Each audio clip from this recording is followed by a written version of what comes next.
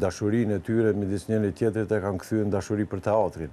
E kanë bërë një teatr të vogël intim. Unë sapo jam kthyer për një festivali të organizuar nga Teatri i Bujtinës, quhej festivali i parë, domethënë teatri i parë privat në Shqipëri, i drejtuar nga Naon dhe Raimonda Shundi, dy njerëz që një bashkëshort që domethënë të martuar që dashurinë e tyre midis njëri tjetrit e kanë kthyer në dashuri për teatrin. E kanë bërë një teatr të vogël intim, ku për 7 ditë performuan trupa të ndryshme nga Shqipëria dhe nga Kosova. Ne ishim me shfaqjen Artistin Tavan, ku luan aktori Ismet Azemi, të cilin po e shfrytëzoj rastin tash, se sot e ka ditëlinjen, t'ja uroj ditëlinjen, të ketë shëndet, dashuri e artë edhe shumë, i kam thonë 105 vjetë tjera, por aq sa aje ka projektuar edhe aq sa ka shëndetin edhe funksionin e të bërit artë. Unë besoj që edhe në festival Ismeti arsyetoi nivelin e tij të arritshmërisë aktrimit si artë,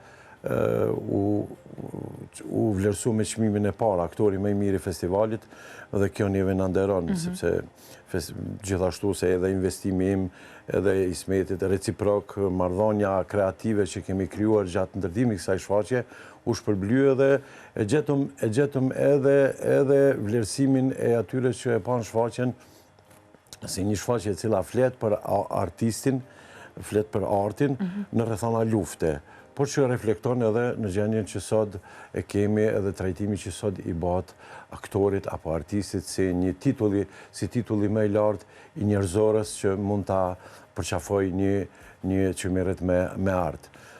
Ismeti është një prej tyre, edhe unë jam shumë i lumtur që ndaj bashkëpunim edhe bëj vepra me te. Sigurisht se pavarësisht njohjes që kemi, ne na është dashur 2 vite që ta realizojmë këtë shfaqje. Prej idesë së fillimit, kur teksti fillon, unë kam shfrytzuar edhe biografinë e Ismetit për ta projektuar personazhin e një aktori i cili gjatë luftës zinet edhe bën jetën 78 ditë në një tavan diku i trajtuar si i zhdukur.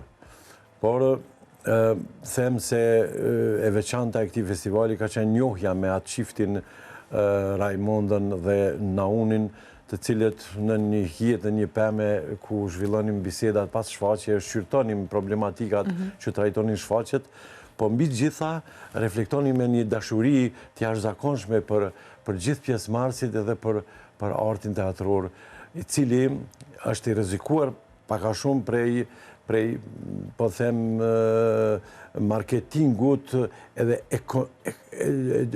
ligjeve ekonomike apo materiale që po e lëndojnë. Them se teatri është shpirti, teatri është njeriu, teatri është ai që e ruan dhe kultivon njerëzoren.